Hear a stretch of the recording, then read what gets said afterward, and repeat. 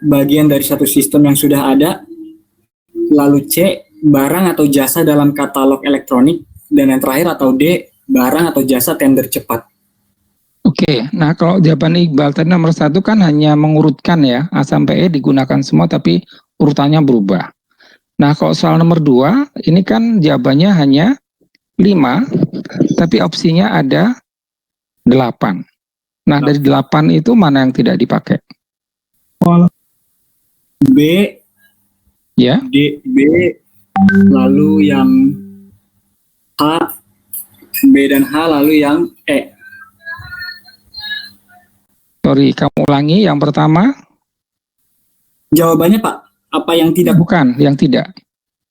Yang tidak itu yang pertama B. Bravo, ya. Lalu E. Ya.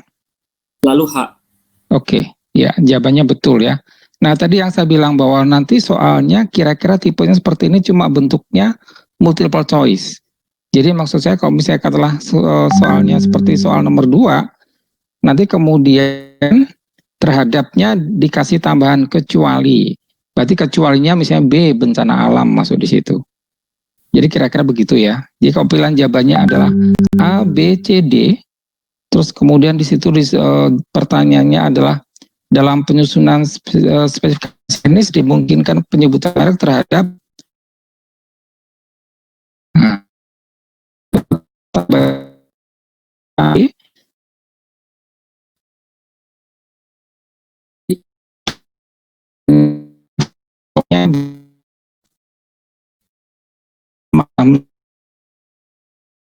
silakan.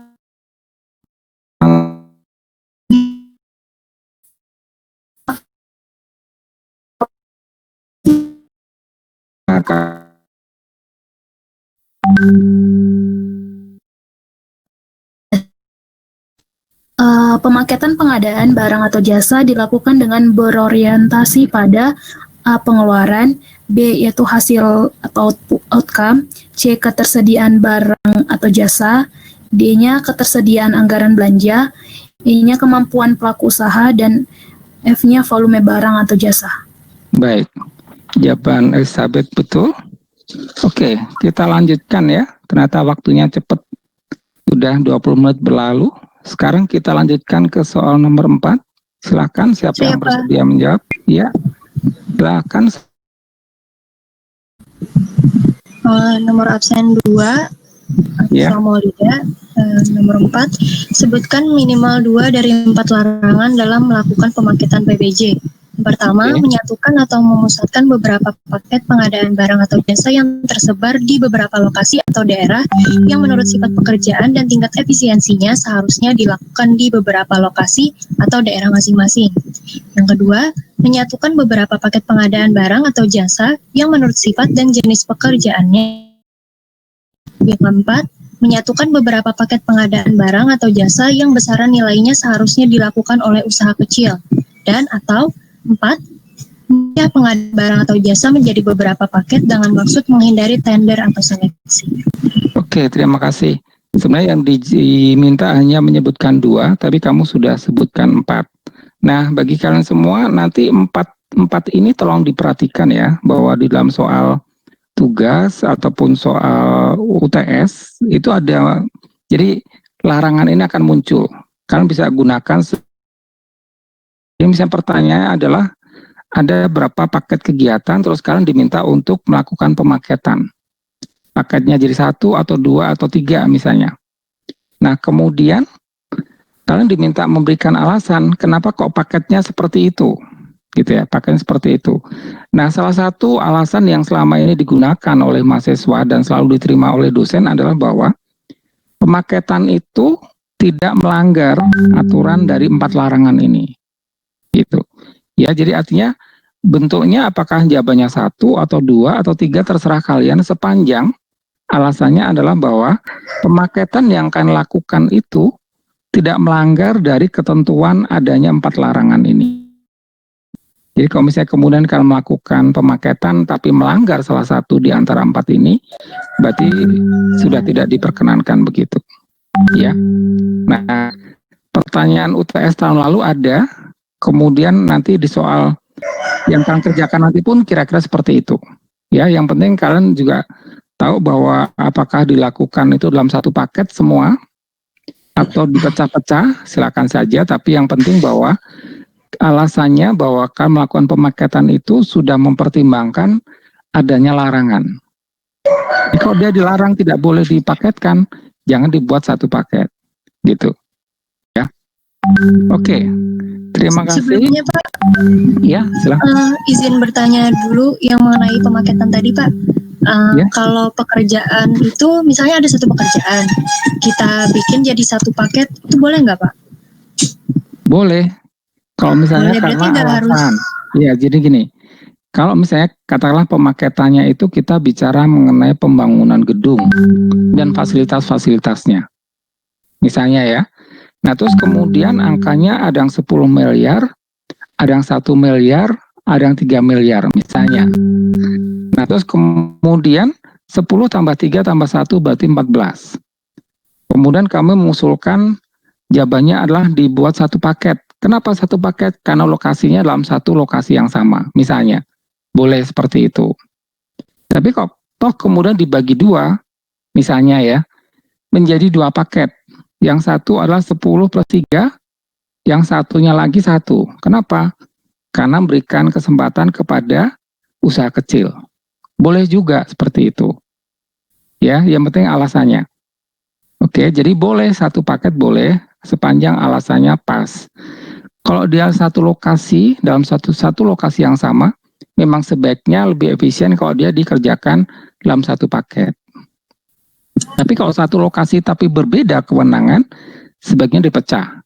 Misalnya kembali lagi pembangunan gedung dan bangunan untuk daerah pemekaran misalnya.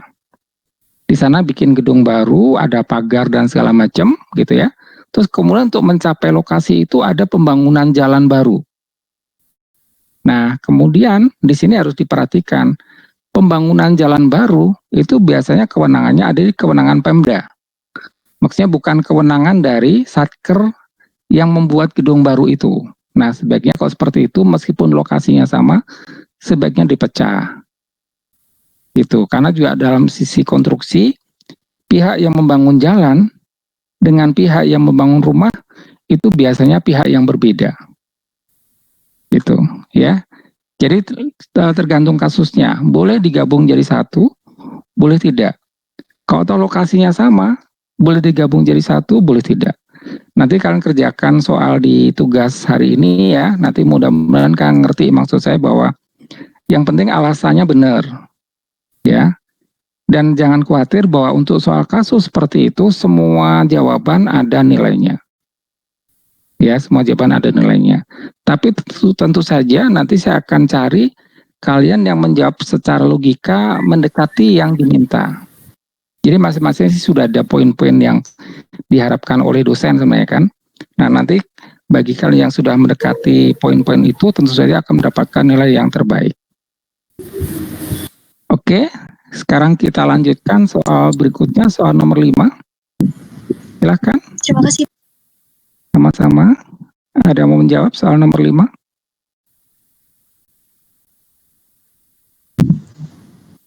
Saya Siapapun izin boleh. menjawab, Pak. Iya, nomor berapa? Absen? Absen 5. Absen 5. Oke, silakan. Dan 28 Pak. Jodohkanlah pernyataan berikut dengan pilihan jawaban yang tepat. Pernyataannya itu dalam menyusun spesifikasi teknis atau KAK memaksimalkan penggunaan. Pilihan jawabannya itu C, produk industri hijau. Oke. Terus yang kedua, pengumuman RUP dilakukan melalui aplikasi. Pilihan jawabannya itu D, sistem informasi rencana umum pengadaan. Selanjutnya, konsolidasi PBJ dilakukan pada tahap perencanaan pengadaan. Pilihan jawabannya A, persiapan PBJ melalui penyedia dan atau persiapan pemilihan penyedia. Selanjutnya, pengumuman RUPKL dilakukan setelah penetapan. Pilihan jawabannya E, alokasi anggaran belanja. Yang terakhir, pengumuman RUP dilakukan kembali dalam hal terdapat perubahan atau revisi paket pengadaan atau B, DIPA atau DPA. Ya, terima kasih. Jawabannya betul soal nomor 5. Terakhir, soal nomor 6. Silakan. Izin Ya, absen nomor 22, berapa? Pak. Absen Absen. 22. Ya, silakan Putri. Halo Putri, silakan. Nomor 6 lengkap ini. Iya, Pak. Ya, silakan. Lengkapi tabel berikut ini dengan pilihan jawaban yang tepat.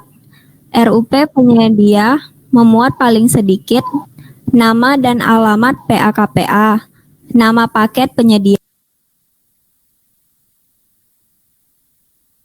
Kemudian G paket untuk usaha non kecil, uraian pekerjaan, volume pekerjaan, lokasi pekerjaan, sumber dana, besarnya total perkiraan biaya pekerjaan, kemudian A. Spesifikasi teknis atau KAK, kemudian C. Metode pemilihan. Terakhir, perkiraan jadwal. Ya, terima kasih Putri, jawabannya betul meskipun suaranya tidak stabil ya. Nah, ini kita tinggal punya waktu kira-kira 2 menit sebelum kalian nanti bisa membuka soalnya. Nah, di situ nanti ada pilihan ganda, ada soal IC, dan ada soal kasus. Seperti yang tadi saya sampaikan sekali lagi ya, sebenarnya batas waktu yang digunakan untuk menjawab itu hanya 90 menit. Tapi karena ini baru pengalaman pertama kita menggunakan LMS dan dibatasi waktu, saya sudah tambahkan ekstra waktu 30 menit. Jadi kalian nanti akan bisa membuka soal itu baru nongol, baru bisa muncul di layar kalian setelah jam 14.30. Oke, itu baru kalian bisa lihat soalnya. Mungkin kalau sekarang kalian coba-coba nih, silakan aja coba masuk. Mungkin kalian belum bisa mendownload. Tapi nanti begitu 14.30, waktu sistem ya, mungkin berbeda 1 menit dari jam kalian. Setelah sistemnya nanti akan membuka 14.30, kan akan mendapatkan soal itu. Silakan di-download, dikerjakan, boleh diketik, boleh ditulis tangan. Oke. Nah, kalau kemudian kalian mengetik, nanti jawabannya ada di bawah soalnya untuk IC. Kalau soal pilihan ganda, kalian tidak perlu lingkari, tapi tolong diberikan warna yang berbeda. Di antara pilihan A, B, C, D kan warnanya hitam. Nah, sekarang kalau kalian akan menjawab, silakan dikasih warna yang berbeda. Kalau di dalam petunjuk, mohon diberikan warna merah. Tapi tidak merah pun nggak apa-apa. Kalau kalian menganggap merah itu kelihatannya nggak sopan misalnya ya, diganti warna biru, boleh hijau, boleh, silakan. Yang penting untuk jawaban silakan diberikan warna yang berbeda untuk yang pilihan ganda kalau kalian menggunakan laptop atau komputer untuk menjawab. Jadi di filenya itu karena tidak disediakan lembar jawaban. Kemudian untuk menjawab soal IC silakan langsung dikerjakan di bawahnya. Ya, berikutnya setelah selesai ada 2 soal untuk IC, ada 1 soal untuk kasus. Nah, soal kasusnya juga dikerjakan di bawahnya. Oke. Sekali lagi waktunya 90 menit. Saya sudah kasih tambahan waktu 30 menit. Sekarang sih di jam saya sudah jam 14.30. Coba kalian cek. Kalian bisa masuk nggak? Soalnya sudah bisa kalian lihat nggak? Kalian lihat apakah kalian sudah bisa melihat soalnya? Sekaligus ngetes sih, kalau misalnya kalian belum bisa melihat soalnya, saya akan share lagi. Siapa tahu ada setan di LMS yang masih terlewat sehingga kalian belum bisa mendapatkan soal. Kalian sudah mencoba? Sudah bisa melihat soalnya? Sudah bisa, Pak. Sudah ya? Nah, oke. Gini, sekarang terakhir saya akan berikan info ke kalian untuk UTS minggu depan. Atau 2 minggu lagi ya untuk kalian ya. Untuk UTS, soalnya kira-kira sama polanya. Terus kemudian, sudah disepakati oleh dosen, kalau ada materi seperti yang saya sampaikan minggu lalu, kalau ada materi yang sebenarnya bukan materi RPS, atau materi itu belum dijelaskan oleh dosen yang bersangkutan, maka mahasiswa boleh meminta soal itu sebagai soal bonus. Dengan catatan mahasiswanya lebih dari 1 yang menyampaikan. Ya, Itu untuk UTS ya, bukan tugas hari ini ya. Kalau tugas hari ini sudah saya yakinkan bahwa semua sudah saya jelaskan. Kalau untuk soal UTS nanti, kalau misalnya ada materi yang belum pernah saya jelaskan sehingga kalian kesulitan menjawab, silahkan di dalam soalnya kalian berikan tanda dalam kurung soal ini belum pernah dijelaskan oleh dosen.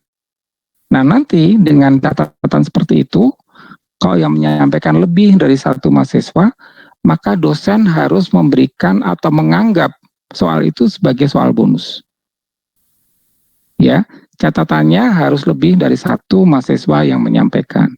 Kalau hanya satu saja, tidak dianggap itu sebagai soal yang harus mendapatkan nilai bonus. Oke? Jadi artinya gini, jangan khawatir kalau nanti dalam soal UTS minggu depan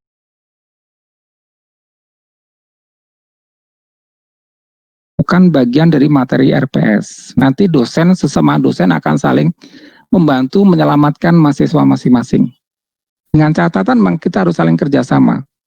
Bahwa kalian juga harus menyampaikan, menginfokan ke saya, ini soalnya belum pernah dibahas, belum pernah disampaikan, tidak ada dalam paparan misalnya. Terus kemudian tidak ada dalam materi RPS sehingga belum dipelajari. Nah silakan diinfokan, sehingga nanti saya pun bisa membantu kalian untuk memberikan nilai bonus kepada kalian. Oke? Ya. Nah itu sebagai penutup, silahkan kalian masuk ke LMS di tugas individu pertama. Silahkan download soalnya. Sekali lagi saya ulangi, kalau kalian akan mengerjakan dengan komputer, ya, dengan laptop atau dengan komputer, untuk pilihan ganda, untuk jawabannya silahkan diberikan warna yang berbeda. Kemudian untuk IC dan soal kasus, jawabannya ditaruh di bawah soal tersebut.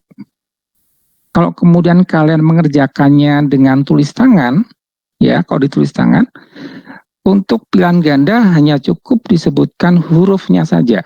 Kalau pilihan ganda disebutkan hurufnya, apakah A atau B atau C atau D. Kemudian isinya ditulis tangan, kemudian silahkan dipoto. Ya, nah waktunya sampai jam 16.30 sampai kuliah ini selesai. Oke? Ya, selamat mengerjakan, mudah-mudahan kalian bisa berhasil mengerjakan soal dengan baik. Terima kasih, saya akan tutup kelas ini dan silahkan kalian kerjakan. Jangan sampai terlambat, usahakan tidak terlambat. Nanti saya akan ingatkan kalian kalau sudah harus menyampaikan.